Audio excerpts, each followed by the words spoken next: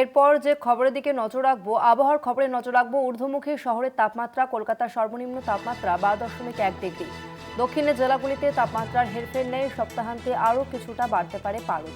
এই নিয়ে আমরা বিস্তারিত জানবো। আমাদের সঙ্গে ফোন লাইনে রয়েছে প্রতিনিধি শাশ্বতী রায়। শাশ্বতী, আবহাওয়া কিরকম থাকবে, কি খবর পাচ্ছ?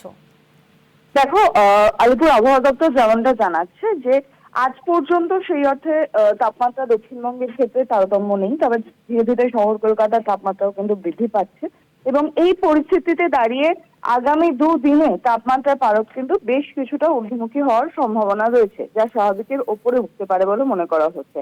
তবে উত্তরবঙ্গের জেলাগুলির ক্ষেত্রে সব জেলাতেই সকালের দিকে হালকা মাঝারি কুয়াশার দেখা মিলবে। বিশেষত জলপাইগুড়ি, কোচবিহার, উত্তর দিনাজপুর এই জেলাগুলিতে ঘন কুয়াশার দাপট বজায় থাকতে পারে এবং দক্ষিণবঙ্গের বাকি জেলাগুলির ক্ষেত্রে সেই অর্থে কোনো সতর্ক বার্তা নেই।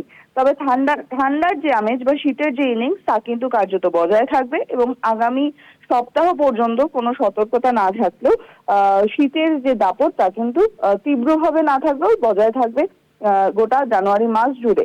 তাই মনে করা হচ্ছে যে ধীরে ধীরে তাপমাত্রা ঊর্ধ্বমুখী হলেও সংক্রান্তি অবধি অর্থাৎ মকর সংক্রান্তি পর্যন্ত ঠান্ডার যে প্রবাহ তা কিন্তু প্রবাহিত হবে, কারণ উত্তর পশ্চিমের যে শীতল হাওয়া যা একটি নিম্ন ঘূর্ণাবর্তের প্রভাবে প্রবল পরিমাণে প্রবেশ করছে রাজ্যে এবং তার জেরে এই শীতের দাপট কার্যত বজায় থাকলেও তাপমাত্রার কিছুটা হেরফের হতে পারে আগামী 1 থেকে 2 দিনে। ধন্যবাদ শাশ্বতী।